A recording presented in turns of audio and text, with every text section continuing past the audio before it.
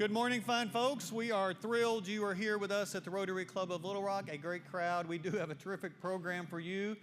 We have some new members to introduce, a room full of guests as well. We're excited about all that. First, let me say thank you to the team that was doing the greeting out front and helping everybody get situated. I appreciate Mary Lackey, Don Cole, Eric Yarberry, Hank was there as well in service along with Rob Delaney. We appreciate you all being in service. And I wanted to welcome to the stage Pam Smith. Miss Pamela, there you are. Miss Pamela will lead us in the prayer, pledge, and four-way test, followed by Miss Reva Brown, who will be leading us with the introduction of some guests. Miss Pamela. Thank you. Good afternoon. Would you please join me for the Rotary four-way test? Of the things we think, say, or do, is it the truth?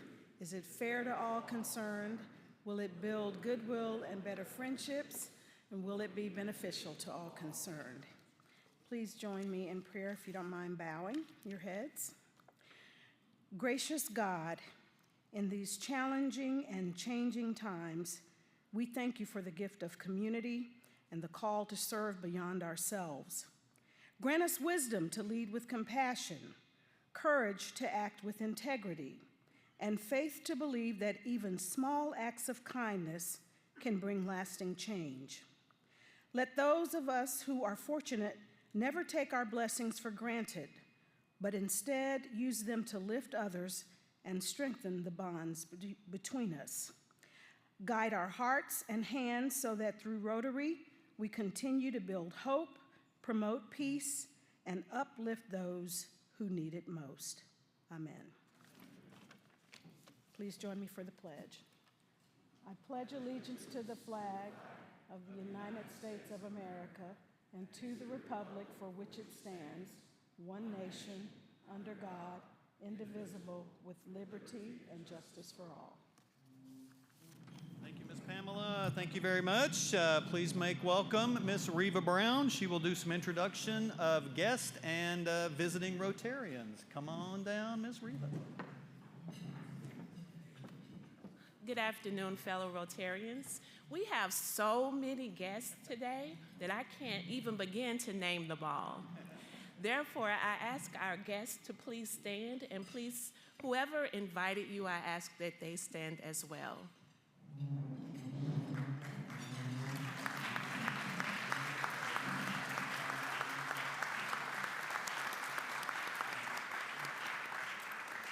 You're very welcome today.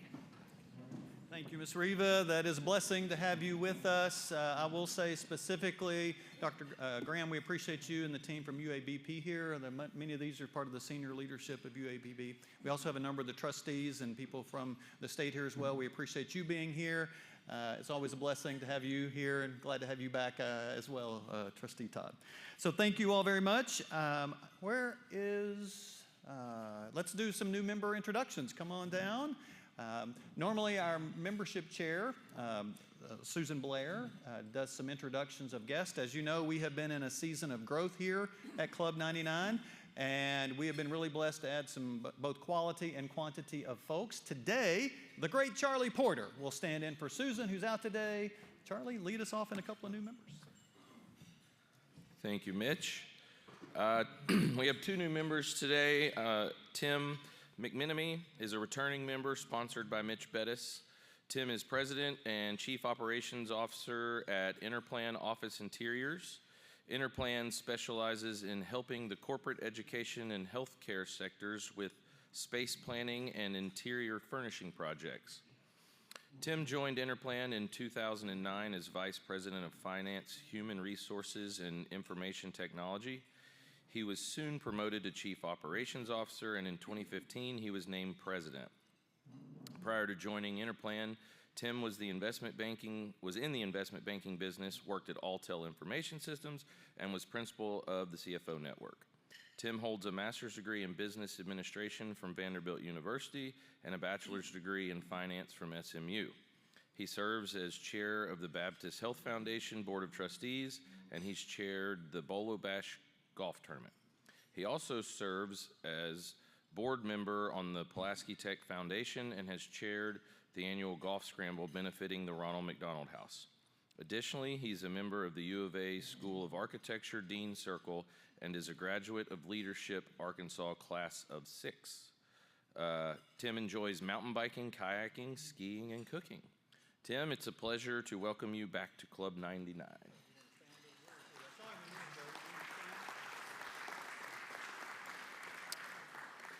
And we have one other new member to introduce today, Jim Matchett. Jim is sponsored by Mitch Bettis and Susan Blair. He is Senior Project Manager at Apogee Consulting Group. Apogee is an architectural and engineering firm offering structural, mechanical, electrical, and plumbing design for public and private sector clients. They are a service-disabled, veteran-owned company celebrating their 25th year in business. Jim has lived in Central Arkansas since grad school. After graduating from Old Main High School in North Little Rock, he joined the Army Reserves, attended the U of A Little Rock and ASU BB, and had a 10-year career in the restaurant business. He left the restaurant business and enrolled at the University of Arkansas, graduating with honors from the Fay Jones School of Architecture. Over the past 20 years, he's worked with the architectural and engineering business for firms. He's worked in the architectural and engineering business for firms in Missouri, Northwest Arkansas, and Central Arkansas. He specializes in healthcare and campus infrastructure projects for VAs across the country. Jim has been an active member as a mentor in Big Brothers and Big Sisters and was involved with the Missouri Heartland chapter of the U.S. Green Building Council, where he coordinated fundraising and educational events. He is an avid rare comic book collector and has an extensive collection of related sketch art. He started this hobby in elementary school, and now his wife and 3 children share the love of collecting comic books and attending conventions across the U.S., where they've met William Shatner, Richard Dreyfuss, Susan and Chris Sarandon, Henry Winkler, and Lou Ferrigno. Lou Ferrigno. The Hulk? Yeah, he met the Hulk, among others. Jim is also a huge Razorback fan. Jim, we're very happy to welcome you to Club 99 and glad you got to see the Razorbug out front today on the way up.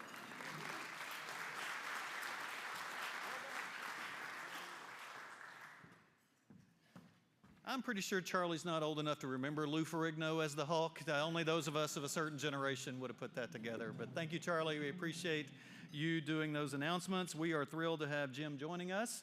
And Tim, we appreciate, Tim is one of those returning members. We've had a collection of former members have a life change and be able to rejoin our mission here, and we're thrilled to have Tim and Interplan as part of Club 99. Let's go through a couple of announcements first. You'll notice today, Stephanie is leading the meeting in Karen's absence. Karen and incoming President Molly McNulty are at what we know as the Large Club Conference. Rotary Club of Little Rock is one of the largest clubs in the United States at about 350 members. Others get together every year to sort of share ideas and pick up new things and really continue to provide the right energy and the unique things to manage a large club. So they are at a Large Club Conference today, as is Karen and incoming President Molly McNulty. But thank you, Stephanie, for keeping us on the straight and narrow. We have had a busy week. There are some photos here to prove it if you didn't believe it. First of all, last week, the Business and Professional Leader of the Year, Patrick Schick, was officially unveiled his notice at the University of Arkansas at Little Rock at the College of Business. There was a big celebration honoring that as part of the Rotary Club Business and Professional Leader of the Year. Secondly, Denver Peacock, past President Peacock, hosted the book club at his office, and they had a terrific gathering there. You can see Denver's providing the photo himself. We didn't hire a photographer for that one, you could tell. Denver got hired, but that's great. That's within his scope of skills. And also, the women of Rotary met last Friday, Sarah Bennings and Sarah Ripple. I think Debbie Davis hosted a panel over at Polk Stanley Wilcox. If you hadn't been in Polk Stanley's building, it's terrific. They've got a great meeting room there built for this, so I'm glad we got to host that at Polk Stanley. So thank you all for that. And we have coming up soon the Drug Take Back, the annual program where we encourage you to get those old prescriptions out of your house and out of your cabinet and dispose of them properly. Courtney Little is the member of Club 99 that helps shepherd that project. The Drug Take Back is from 10 a.m. to 2 p.m. at Park Plaza Mall. We still need a few volunteers who can help us specifically in the afternoon with that program on Saturday the 25th. If you can do that, see Courtney, who's over here. You could see Stephanie and or Karen at the office. We could use a couple more hands to make sure we're providing the right kind of service to the public as they're coming through. Also, I did want to say a special thing. As I mentioned, we've been in a season of growth here. We've had about 40 to 43 maybe at this point, not counting today. New members join this organization since July. And one of the new things we're providing for new members is an ambassador, someone who can shake their hand, welcome them to club, introduce them to key people in this club. And there's a whole team of folks who signed up for that service. It's not a hard lift. If you enjoy just, talking to people, it's right in our skill set. But it's really important to get new members plugged in on the right committee, serving in the right way, and meeting the right folks. Here's a list of folks who are already serving on the Ambassador Committee, and I'm really grateful you would help us in this new journey. And given how many people are seeing what's happening here and wanting to be a part of Club 99, we need more of you. So if you're willing to just be somebody who can, for a couple of weeks, introduce new members to other members and make sure they're getting plugged in, we would love to have you on the ambassador team. You can see Kristen Nichols, who will wave right back here. You can also let Stephanie, Karen, or me know, and we'd love to get you plugged in service as an ambassador. Thank you, ambassadors. We appreciate that. Also, this year, as you can see by the logo in the corner, our theme has been Building Arkansas. And just like what the speaker today epitomizes that, we are focusing on individuals, organizations, for-profits, nonprofits, who are building something, doing something distinctive in the state of Arkansas, making Arkansas a better place. And we've taken a moment to showcase videos from around the state of organizations, people, and companies that you may not even know existed. We've celebrated companies in Searcy and Jonesboro and Saline County, here at the Port of Little Rock. And today, we're heading south. I'm an LA boy, by the way, Lower Arkansas. I'm from Arkadelphia.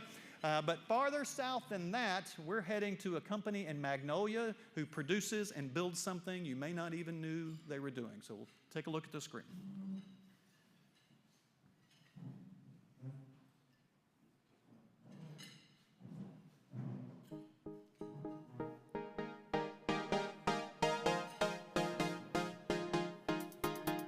Since 1978, Southern Aluminum has become the leading producer of forward-thinking lightweight furniture.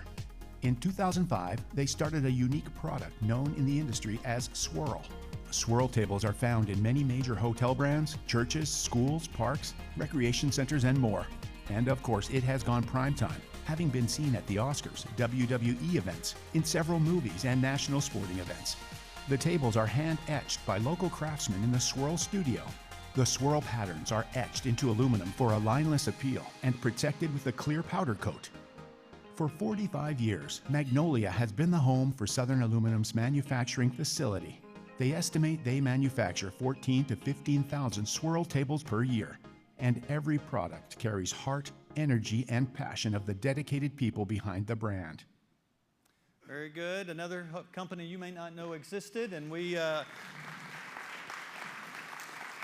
As a caveat, I believe it was last year, maybe the year before, they were named one of the finalists, the top 4 of the coolest things made in Arkansas. That's a program hosted every year by the Arkansas State Chamber of Commerce. So they're doing some interesting things, a significant employer in South Arkansas, and hopefully you know a little more about them today. Speaking of something special, it's time to bring to the stage the past president of the Rotary Club of Little Rock and the past president of the University of Arkansas Alumni Association, a man who always brings a little energy. He always turns it up a notch. Somewhere in his pocket, he has hidden a little lagniappe to give to everybody. Make welcome past president, Mr. Kenny Gibbs, to introduce our programs.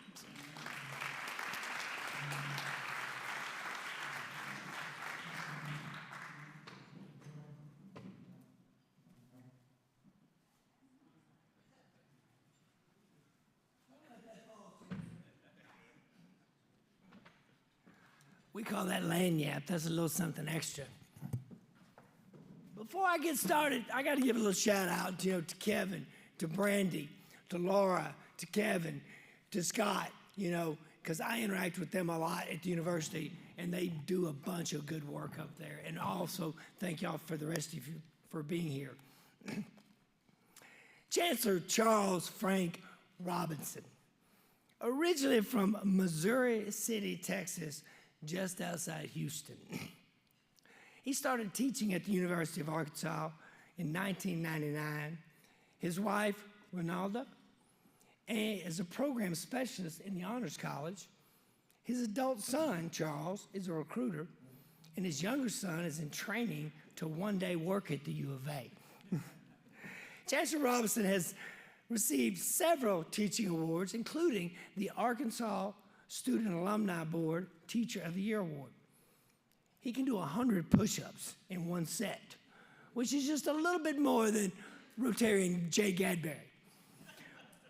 So, quotes from Chancellor, I think, is what tells it all. It's easy to talk about the U of A, he says.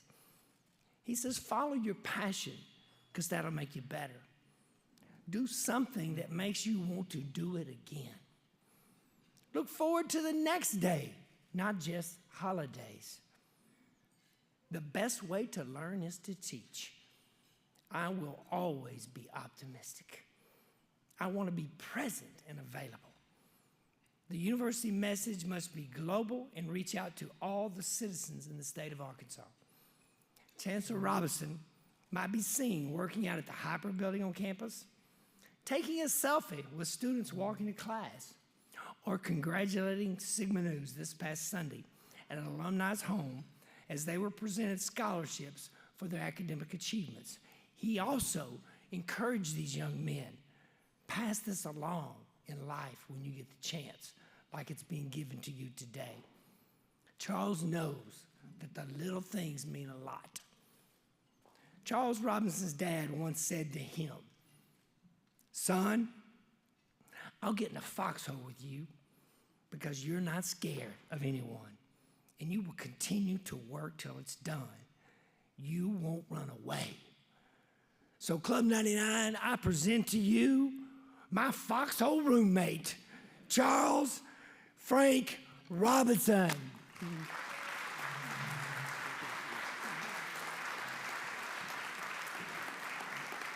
Hey, thank you, Kenny.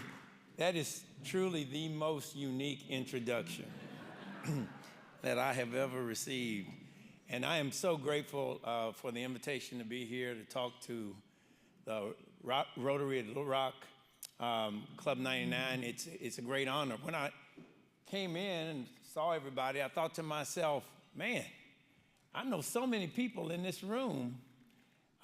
This feels like a home game, Kevin, not an away game. And it is true because Little Rock is such a wonderful place, and it's a place where I frequent. Just this morning, we were at North Little Rock High School because Dr. Suzanne McCrae would never allow me to miss an opportunity to go out and talk to students about what's possible at the University of Arkansas. And so it is truly an honor for me to be here. I can see my UAPB friends here. They came in great numbers. And Summer's here. That's right, Pulaski Tech. I'm telling you, it feels like a home game for me, and it's great to be here. I'm just going to take a few minutes to talk about the University of Arkansas. Now, the good thing about preaching to the choir is that you know so many people. The tough thing about preaching to the choir is that the choir's already heard this. And so I want to talk about the university because building Arkansas works squarely in our mission and in our efforts. It is something that we think about, work on, and try to improve every day. We are a land-grant institution, and that land-grant mission says that we are first and foremost committed to the great state of Arkansas. So let's see if we can get these slides going.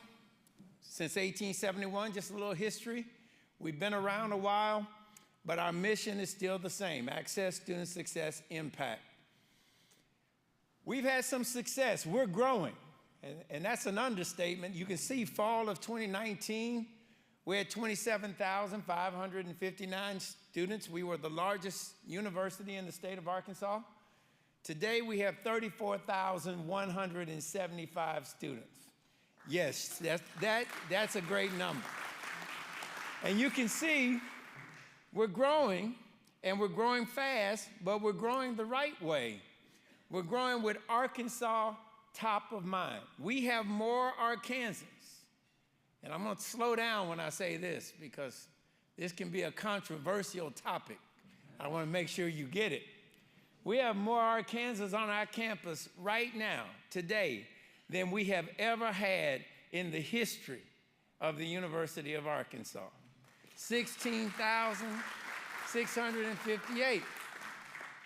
And keep in mind, you know, and my fellow university colleagues know this is a tough market to recruit students. And so I'm really, really proud of the fact that we are growing in Arkansas. We're committed to Arkansas. And we are growing in the right way because our average GPA, and correct me, Dr. McCray, if I'm wrong, is a 3.82 GPA. I couldn't have gotten into the University of Arkansas, I don't think, under these current, well, it takes only a 3.2, so yeah, I probably would have gotten in all right. But it shows you that the quality of our students, and that 3.8 GPA is even the average for Arkansas. We get top quality Arkansas students who are applying to the university. Freshmen, we got a lot of them. You can see in 2019, we had 4,600. Now we have 6,977 freshmen on our campus. We have a growing freshman, and I really think it'll be tough. I'm not trying to put pressure on Dr. McCray, but we're shooting for 7,000 this next year because we have the capacity and we have our mission in mind, and we're going to continue to grow. But you can see that's a lot of freshmen. They drive a lot of cars, too, let me tell you. That's a whole different issue. Parking, if you want to stay friends, don't bring that one up. That's tough. Look at Arkansas freshmen. A record number of Arkansas freshmen. We have never had more Arkansans as freshmen on our campus than we have today, 3,185. Significant growth. And then, if you look at other schools around the state, you'll see our market share is the highest in the state. Of the students who attend four-year institutions in 18 and 23, and we don't have the latest data yet, but we're pretty sure we're still strong, we were able to get 27% of those freshmen to attend the University of Arkansas. So again, we're proud of the fact that we're growing and we're growing the right way. Our growth makes us more determined to attract students from rural communities. And nationally, we've been recognized as a STARS member, Small Town and Rural Student Network. They give us money, $1.6 million, to support Arkansas student recruitment. And you can see the schools on there, pretty distinguished. And we're proud to be part of STARS. It wasn't something we could name ourselves. It was something we were chosen for.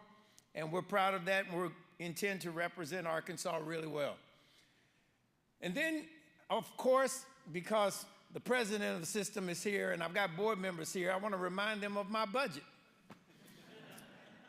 Our budget has grown over the last 6 years significantly. We've gone from $905 million to $1.3 billion as an institution. And we're proud of that. As you can see, most of that growth is in student tuition and fees, not because we are charging students exorbitant amounts. We've been very careful in our growth in student fees, but it's because of our growth, the growth in the number of bodies. I always like to point out athletics. If you look, there's a little small area for athletics. It's only 11% of our budget. Now, that might shock people, because it seems like every time we talk about the University of Arkansas, we're talking about athletics. But that's only 11% of our budget. We're a lot more than athletics. Yeah, let that sink in a little bit, because it is true.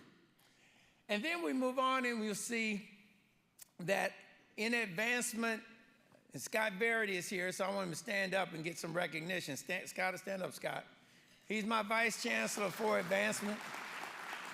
He's doing a great job organizing us to raise money. We've raised $254 million in FY25, And it was the highest amount in a non-campaign year in our history, and the fourth largest amount in a single year. And you can see he's doing a great job organizing us. And I only told him one thing: got to do better than that next year. That's good. We're going to applaud him today, but roll up your sleeves. You got more work to do. And you can see our annual impact, Arkansas. And this is a very conservative number. It does not count our graduates who live across the state and earn income. It's only the students who are on our campus, the faculty and staff on our campus. It's gone from $2.2 billion to $3 billion annually to the state of Arkansas in 2024. Our goal is to continue to get better. Our current graduation rate is slightly above 71%. We want to get better, and our goal is to go to 80%, not because 80% is a special percentage, it's just higher than where we are right now.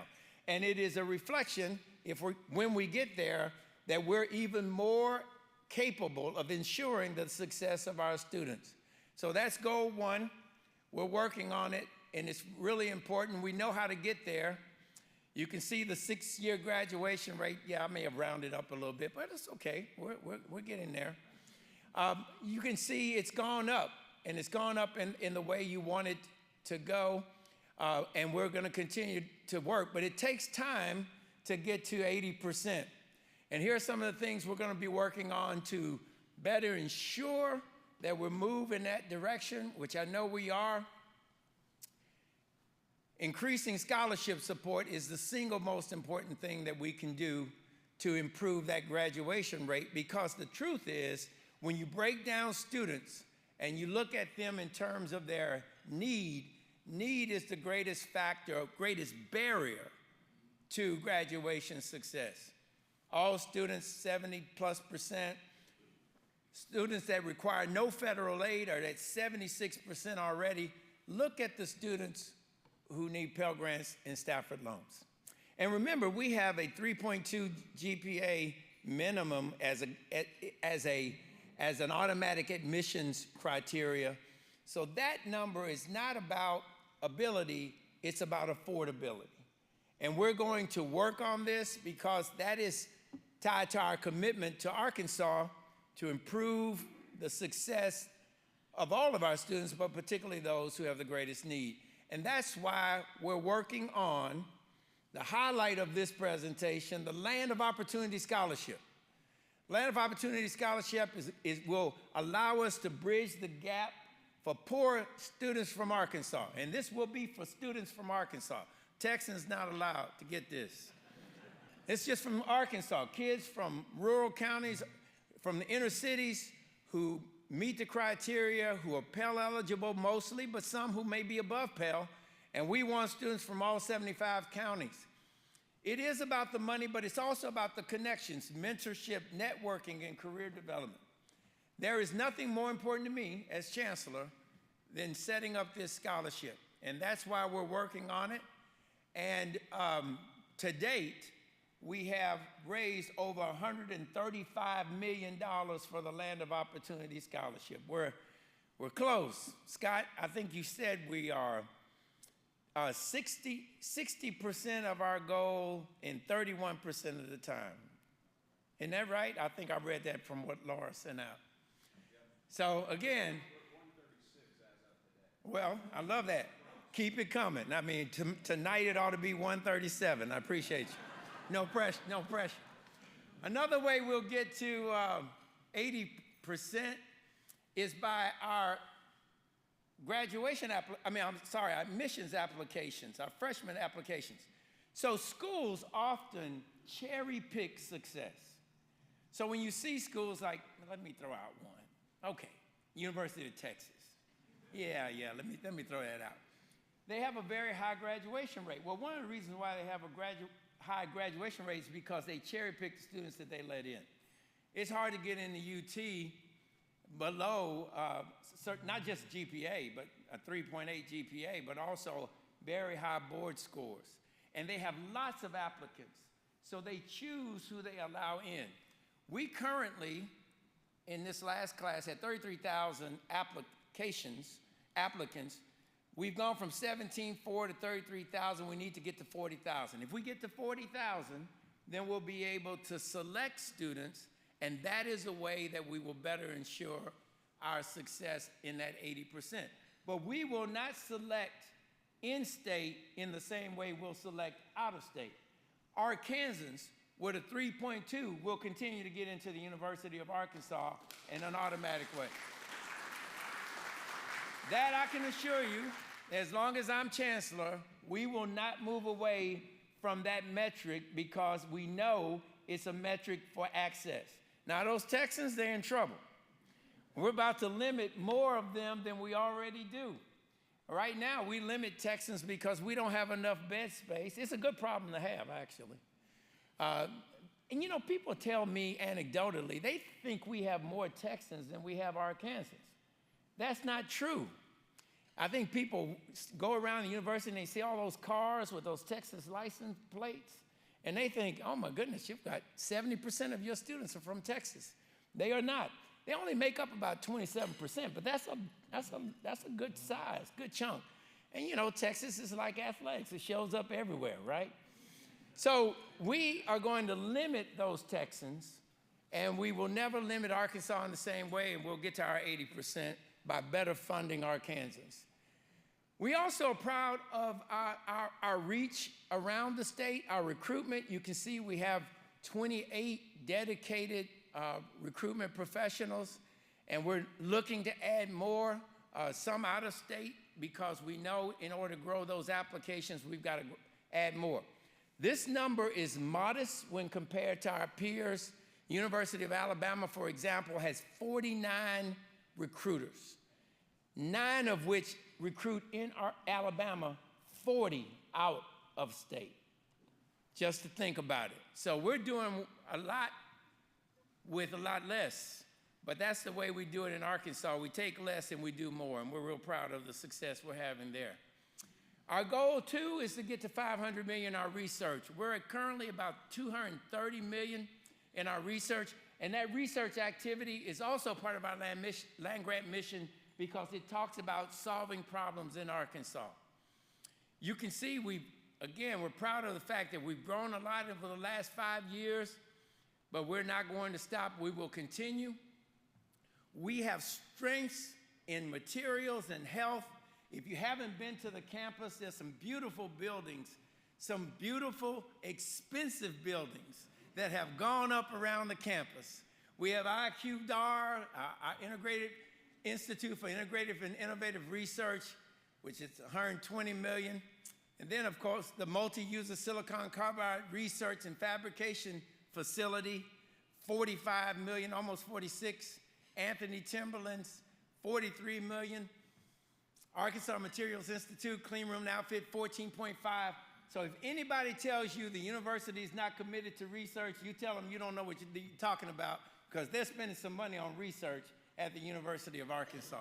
And we're doing it because we know it helps the state of Arkansas and it helps to advance opportunity here. Now, there are some headwinds to our goals. The federal landscape is uncertain. We always have to be sensitive towards growth. We've got to raise the money. That's advancements, restructuring, and doing that. And IT and AI are always issues. And then there's this little thing called the enrollment cliff that other institutions know about, that there will be a reduction in the numbers of 18-year-olds graduating from Arkansas high schools.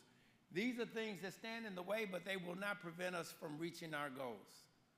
That's all I have to say to you today. I want to open up the floor for questions, because your questions are why we're here. So thank you for listening to a chancellor talk about his institution.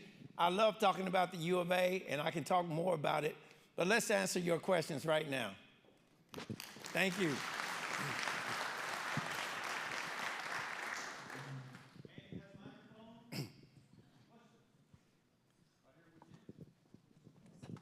When will the Land of Opportunity scholarships start to be awarded, or are they already in process? We are starting our first class of 100 for the fall of 2026. So this coming class will be the first cohort. Now, of course, when this fully rolls out, we hope to have more than 400 students in a single class, but we have to start a little smaller because we're still raising money. So we're looking forward to the success of this first 100. Thank you for being here. And you know, the growth of Arkansas is important, just like the growth of U of A. And so I appreciate you've got all those kids from Texas here and other areas. So how are we keeping the best and the brightest of those kids in Arkansas? It's a great question. We do it intentionally.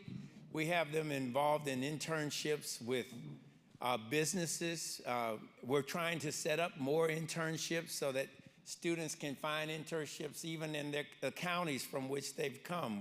We actually have an effort to identify businesses in every county that we could tie students to those opportunities.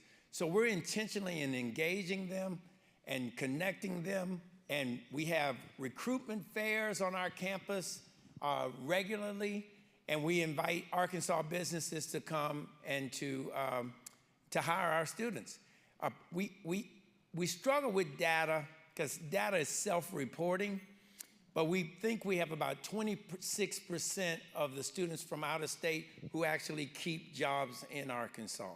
So we're good for the state in terms of the workforce, not just Arkansas kids, but kids from other states.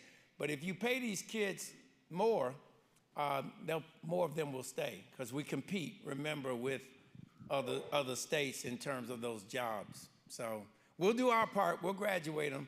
You hire them, pay them, and keep them. That's a good partnership.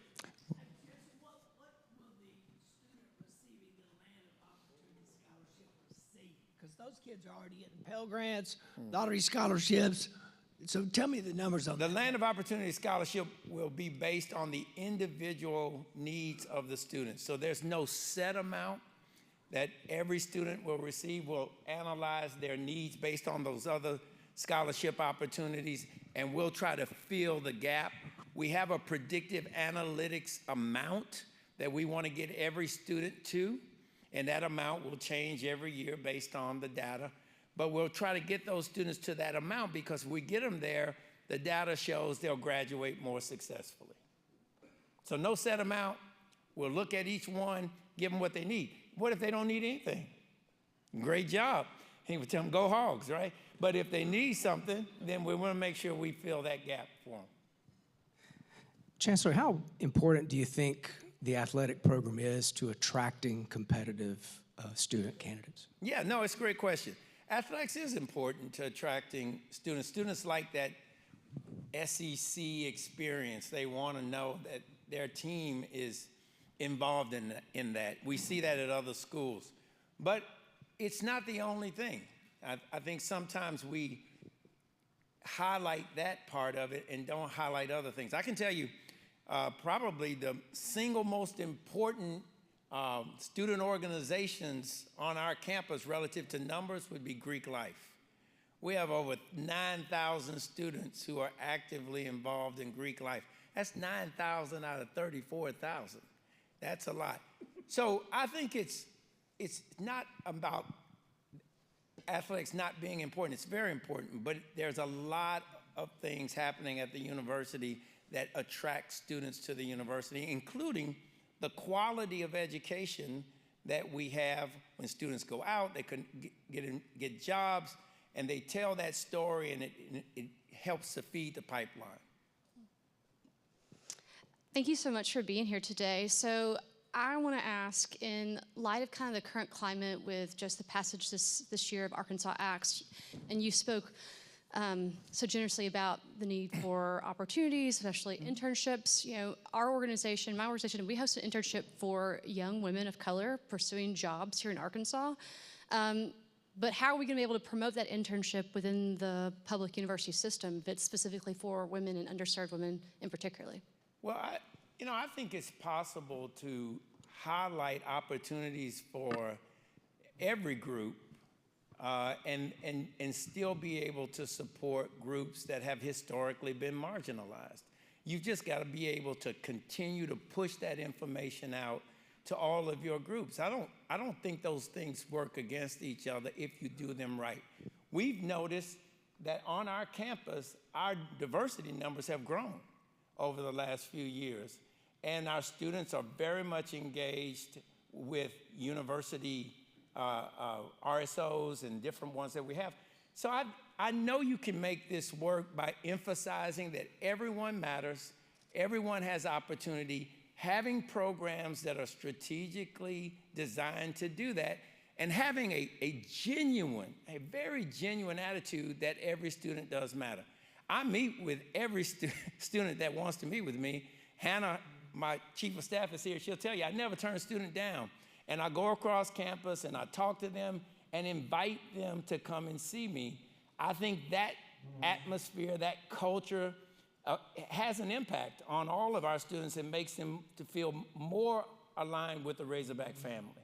So I don't think they work against success. You just have to be really energetic and passionate about getting the message out about opportunity. Chancellor, we had a exchange student a couple years ago. They applied, wanted to go to the University of Arkansas to get a PhD program. Mm-hmm. And I know across the country now, with international students, this seems to be an issue that there's going to be less international students getting into PhD programs. Is that, what is the status of that? Well, on our campus, I'm not aware that we've had a challenge with that yet. Our hope is that we will have our GA positions, our stipends are competitive, our marketing of opportunity is such that students will continue to apply. And actually this year, we had some growth in our graduate student numbers. Now, relative to international students, we don't set policy around, who can be here or visas and things of that nature, but we will continue to do our work and attract, students to our programs the best we can. Chancellor, we've got, as members of this club, we have leadership at Philander Smith, president of Shorter College, chancellor at Pulaski Tech, chancellor at UA Little Rock. They're all facing this. UAPB, Chancellor Graham is facing this, you're facing it. Can you elaborate on the cliff? Yeah. And really sort of what that means for education in general, and how do you get a business model to sort of work knowing the supply coming in is different? How do you distinguish university that way? Just how do you speak to it? Because we have a lot of education-related folks in the room. Sure. Well, the cliff refers to the decline in the number of students graduating from Arkansas, well, not just Arkansas high schools, but high schools across the country. And it's tied to the Great Recession of 2008. I'm a history professor. I've been teaching this for years. Economic depression leads to other kind of depression. So people have fewer babies in economic downturns. That's just true. My students love to talk about that too, by the way. But so economic downturns affect the birth rate. It makes sense, it's logical. So there are two things you want to think about. Number of bodies. The second thing is the college going rate. Now, the college going rate has been going down in Arkansas for the last 10 years. So we've had that cliff already happening. It's happening right now. Now you're about to have an actual numbers of bodies cliffed, a reduction in the number of graduates. So the impact on the schools will be significant. We'll have to become better at delivering the message, the value of higher education, how it can change lives, connecting students to opportunities in industry more effectively. Your value proposition will have to be stronger in order to be able to compete in this declining market. Any additional questions? All right, how about a hand? Thank you.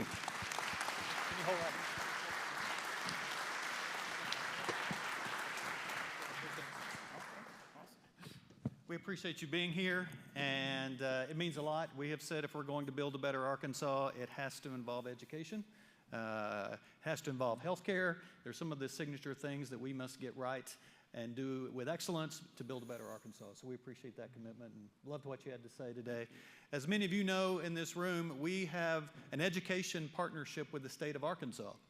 we have been asked by the Department of Human Services to provide books to the young men and young women in the juvenile justice system here in the state of Arkansas, to help them because their libraries need help.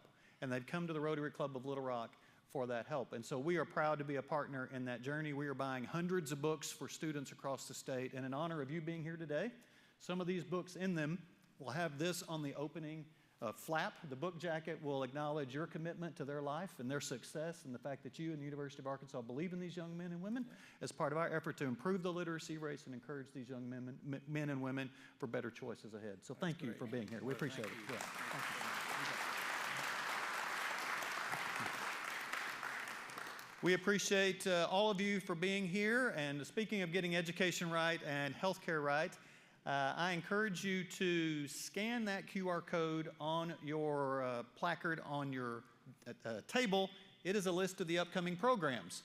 And I hope you text that list to a friend and bring them to the Rotary Club of Little Rock, because next week, speaking of healthcare, the CEO of Blue Cross Blue Shield will be here to talk about why is healthcare so difficult.